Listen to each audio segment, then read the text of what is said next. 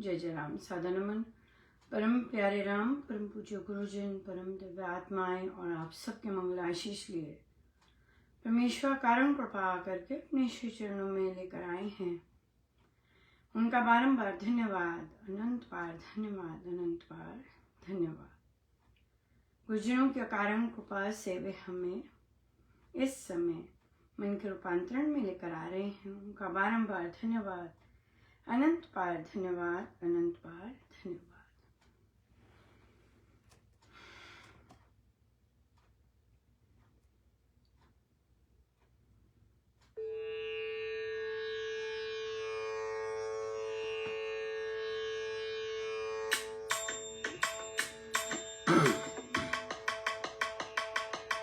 पतित पावनी परम पुनीता, जय माँ सीता, जय माँ सीता। पतित पावनी परम पुनीता, जय माँ सीता, जय माँ सीता। पतित पावनी परम पुनीता, जय माँ सीता, जय माँ सीता। पतित पावनी परम पुनीता, जय माँ सीता, जय माँ सीता।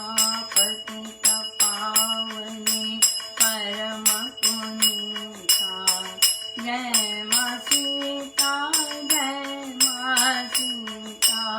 पतित पावनी परम पुनीता, जय माँ सीता, जय माँ सीता। पतित पावनी परम पुनीता, जय माँ सीता, जय माँ सीता। पतित पावनी परम पुनीता, जय माँ सीता, जय माँ सीता। पतित पावनी परम पुनीता, जय माँ सीता, जय माँ सीता। पतित पावनी परम पुनीता, जय माँ सीता, जय माँ सीता। श्री प्रवचन पीयूष जी, पृष्ठ 105, साधक की अवस्थाएं। नाम जप क्या है? दूसरा पैराग्राफ लेंगे। संकोच से ऐंठन आती है जो नहीं आनी चाहिए। नृत्य सीखने जाएं और संकोच करें तो नृत्य कैसे सीखें? ध्वनि अलापने पर कुछ लोग विचित्र काम करने लग जाते हैं, जैसे नाचना, कूदना। ये सब मानसिक विस्तार होने पर होते हैं। ग्राह्य शक्ति बढ़ने पर आशीर्वाद आते हैं। प्रसुप्त चेतना जब जाग जाती है तो किसी किसी के स्वर में अंतर आ जाता है, टकटकी लग जाती है, गति में अंतर पड़ जाता है, कंप होता है, कोई कोई गाने लग जाता है। ये सब उस समय में समाधिस्थ होते हैं। ये मत समझो जो सुन्न हो जाते हैं वही समाधि में होते हैं। देह का गिर जाना भी एक ऐसी दशा है। जिसकी ऐसी दशा हो जाए वह फिर दोबारा जन्म नहीं लेता। ऊपर को उछले, बैठे बैठे खड़ा हो जाए या कोई दिव्य स्वरूप सामने आ जाए, ये सब इस बात के चिन्ह है कि स्थूल शरीर में से सूक्ष्म शरीर निकलकर ऐसा करता है। आवेश में आए हुए लोगों के हृदय की धड़कन भी इतनी तीव्र हो जाती है कि डॉक्टर भी आश्चर्य में पड़ जाते हैं। देह का भान ना रहना तथा सामने प्रकाश देखना, जो चीज पढ़ी ना हो वह भी देखने को मिल जाना भी उत्तम चिन्ह है। रोदन करने लग जाए, वह कविता करने लग जाए, यह सब प्रकट होता है। ये कोई जरूरी नहीं कि नींद आए, किंतु नाम जप से वह अवस्था भी आती है कि लोग महीनों तक जागते रहते हैं और काम काज करते हुए शिथिलता प्राप्त करते हैं। भिन्न भिन्न अवस्थाएं आती हैं।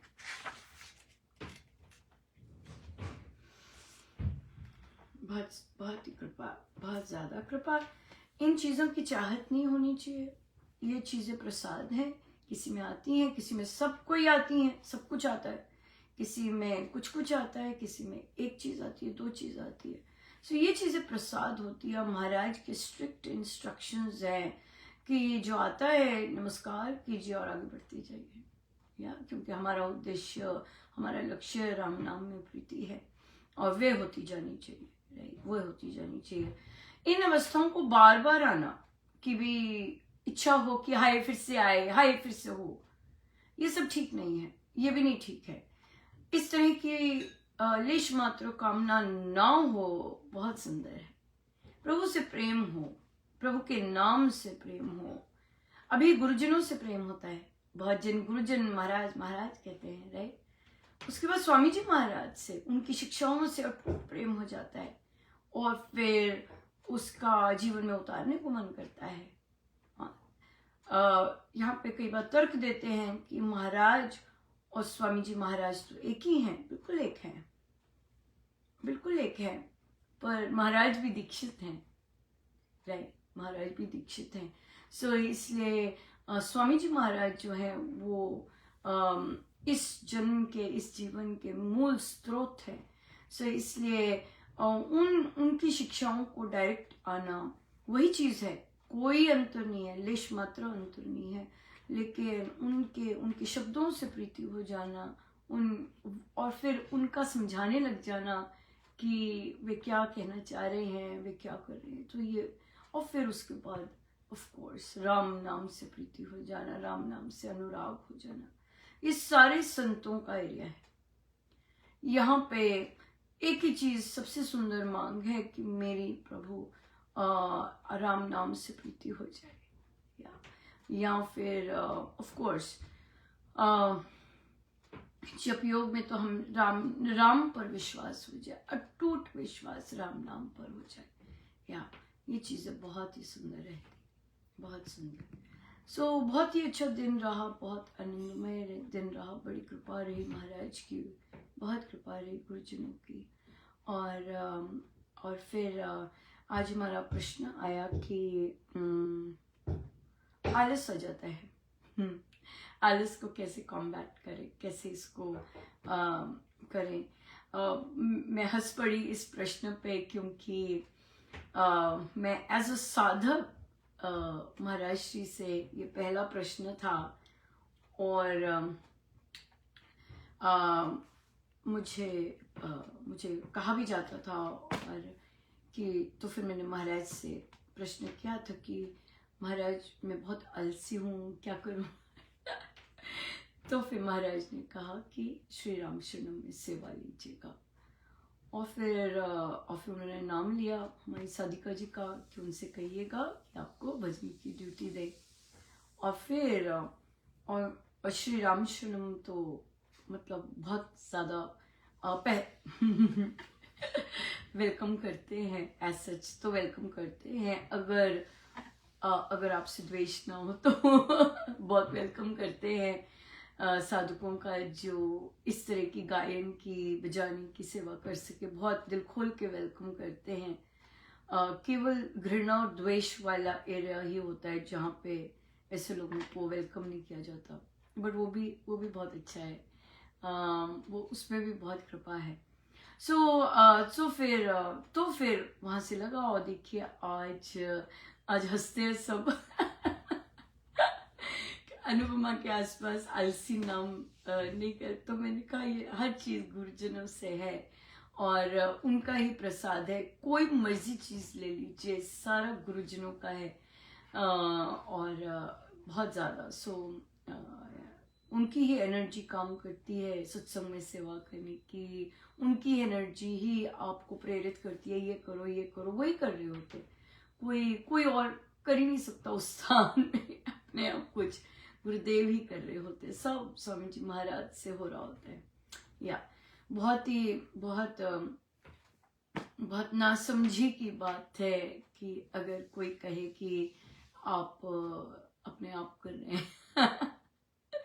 या महाराज बहुत यूनिक काम भी कहते हैं करने को, तो इसलिए पर सेवा जो है वो आलस को दूर करती है, सेवा का भाव आ जाना, बहुत कृपा की बात है। तो सेवा के लिए जब तत्पर होते हैं और सो आप अपने सत्संग में सेवा कीजिएगा, किसी तरह लीजिएगा, अपने आप ही लीजिएगा। हमने कितने सारे एग्जाम्पल्स सुने हैं कि हम किस तरह से फिजिकली सेवा कर सकते हैं। तो हम उठ के पर आई थिंक अपने आप को इवैल्यूएट अच्छे से करना चाहिए कि हम लिटरली आलसी हैं कि नहीं है, क्योंकि बहुत से साधिकाएं घर का बहुत काम करती हैं और फिर थक के टूट के चूर हो जाती हैं, और फिर जब बिल्कुल गिर जाती हैं तो उन्हें लगता है ओ मुझे फिर से उठना है। ये आलस नहीं होता, ये अपने आप को पुश करने की बात होती है। सो अपने आप को ठीक तरह से भी देखना आना चाहिए कि हम गलत तरह से तो नहीं अपने को बीट अप कर रहे, क्योंकि आदत होती है। सो इसलिए सही तरह से देखना कि मैं बहुत थकी हुई हूँ और मेरा शरीर भी ये आए हुए हैं, वो आए हुए हैं, बहुत कुछ चलता रहता है महिलाओं के। सो इसलिए ये देखना चाहिए और अपने आप को पीटना नहीं चाहिए। और अगर आप अकेले काम कर रहे होते हैं तो जरूरी नहीं, और मांगने की आदत भारतीय महिलाओं को कम है कि भी ये कर दो वे कर देती हैं, प्यार होता है वहां पे कर देती हैं, लाड होता है। पर जहां दूसरे लोग रिस्पॉन्सिव नहीं होते वो अपने आप कर दें, ठीक है, प्रभु की बहुत कृपा है, फिर वो अपने ढंग से ही चलती हैं। जब उनसे हो पाएगा फिर वो करती हैं, क्योंकि बेसिकली आलस का टेंडेंसी नहीं होती, साधक में होती नहीं है। तो अपने आप को देखना जरूरी, बहुत इम्पोर्टेंट है कि हम सही तरह से अपने आप को देख रहे हैं कि नहीं देख रहे, या यूं ही अपने को ब्लेम कर रहे हैं। फिर क्वेश्चन आया कि मेरा बच्चा 4th ग्रेड में 3rd ग्रेड में है और अभी से उसने जिद करनी बहुत शुरू कर दी और वो बहुत चीजों का कहना नहीं मानता है, ये नहीं करता है, वो करता है। यहाँ पे सबसे पहले देखना है एनवायरनमेंट कैसा है, ठीक है। पापा अगर बहुत लेट आते हैं तो पापा का तो कोई रोल नहीं आता इसमें, और फिर आता है महाराज अभी बता रहे हैं तो हम वो भी लेंगे। और अगर दादा दादी का इतना ज्यादा इन्फ्लुएंस नहीं है तो रह गई आपको फिर यहाँ पर हाँ ना में दृढ़ता जो है वो बहुत स्ट्रांग लेके आनी है। अपने बच्चे को मेच्योर मानिएगा, प्लानर है आपके पास, टाइम टेबल लिखिएगा और फिर अपना उस पर लिखिएगा कि भी आप ये हमने मिलके टाइम टेबल बनाइएगा, बच्चे के साथ मिलके, अपने आप नहीं। ये ठीक है, ऐसा कर लें, फिर आप ऐसा कर लोगे, ऐसा कर लेंगे, ये टाइम टेबल बन जाता है। और फिर साथ में बच्चे के साथ बैठ के कहिए कि अच्छा अगर आप ये नहीं करते तो हम क्या करेंगे, फिर कैसे कॉन्सिक्वेंस मिले, क्योंकि हर कर्म का फल तो प्रभु देते ही हैं, पर हमने सीखना है ना कि हमें कॉन्सिक्वेंस कैसे मिले। सो उससे कि भी अगर आप ये काम नहीं किया ये चीज चले जाएगी, ये काम नहीं किया ये चीज चली जाएगी। फिर बच्चा बहुत ज्यादा वो करेगा तो आपको स्ट्रिक्ट ही रहना है, क्योंकि ये जो एज है अब आप उसको 5th ग्रेड की तैयारी करवा रहे हैं, जो वो अपना काम खुद से करना शुरू करेगा। पापा का रोल यहाँ पे यह आता है कॉन्वर्सेशंस की एक पुरुष किसे कहते हैं, राइट? किस तरह का आदमी को आदमी शस्त्र कहता है, किस तरह का पुत्र पुरुष उसको कहता है, राइट? तो वहां पे ये पापा की बचपन से कॉन्ट्रीब्यूशंस होनी चाहिए कि जो आपने a gentleman is a person जो कि ऊंची आवाज से दूसरे को दबाता नहीं है, या जो कि अपना क्रोध यूज नहीं करता दूसरे को नीचा दिखाने के लिए, या उसके शब्द जेंटलमैन बनाना है ना अपने बच्चे को। सो अभी से करो, you are a gentleman man, हाँ तो सज्जन पुरुष है, तूने सज्जन पुरुष बनना है, अपनी गलती होता है स्वीकार करने ना। ये जो वैल्यूज हैं ये हमने हमारे महाराज ने अपनी संस्कृति से गाढ़ प्रेम उसमें भी है और भक्ति प्रकाश जी में भी है। So a gentleman as a person is a person जो दूसरों को बहुत आदर सम्मान से ट्रीट करता है, हाँ अपना जो वचन दिया है उसे निभाता है। ये जो कॉन्वर्सेशंस हैं ये मैन टू मैन, जो पापा अपने बेटे के साथ टाइम स्पेंड कर रहे हैं, ये वाली कॉन्वर्सेशंस होनी चाहिए। जरूरी नहीं ये काम, स्कूल का काम कैसे चल रहा है, बस पूछा, जरूर पूछें कैसा चल रहा है भाई, और कैसा कर रहे हो, क्या क्या नया सीखा। ये कॉन्वर्सेशंस फादर को जरूर करनी चाहिए। और फिर एक जेंटलमैन बनाने की, कि एक सत्यकर्मी, सत्यनिष्ठ, कर्तव्यनिष्ठ पुरुष कैसा बनता है, कैसा पुरुष हमारे समाज को चाहिए, राइट। अब देखिएगा हमारे देश पे कैसा संकट आया है, और अगर संकट आया है तो उसका हमारे देश ने किस तरह से स्टेप्स लिए हैं उसे कॉम्बैट करने के लिए, बहुत बहुत बहुत इम्पोर्टेंट है। सो कैसे आप जब अपने बच्चे से इस तरह की कॉन्वर्सेशन कर रहे हैं मैन टू मैन, तो आप इन चीजों पर डिस्कस कर सकते हैं। अपने देश के लिए हम क्या कर सकते हैं, हमारा क्या रोल हो जाता है, तो ये चीजें बच्चे के साथ डिस्कस करनी चाहिए। और फिर ये जो मैच्योर कॉन्वर्सेशंस जब करते हैं और हर रोज करते हैं, टाइम निकालते हैं, और फिर तो वो बच्चे में, और फिर देखते हैं तो बच्चों को दिखाते, उसके साथ एग्जाम्पल शेयर करते हैं कि कैसे आप जो बोल रहे हैं कि बेटा ऐसा होना चाहिए, आपने उसे कैसे अप्लाई किया, कितना टफ होता है अप्लाई करना, और कैसे आपने ये किया, ये चीज निभाते हैं।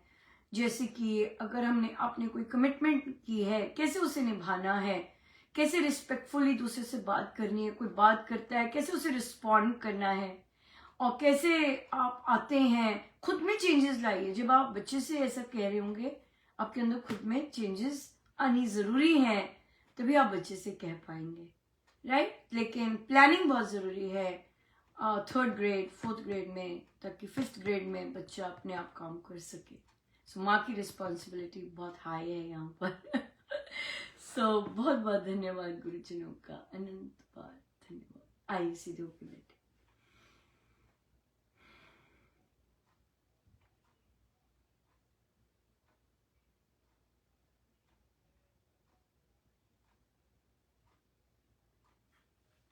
सब गुरुजनों का उनके श्री श्री चरणों में जय जय राम, जय जय राम, जय जय राम।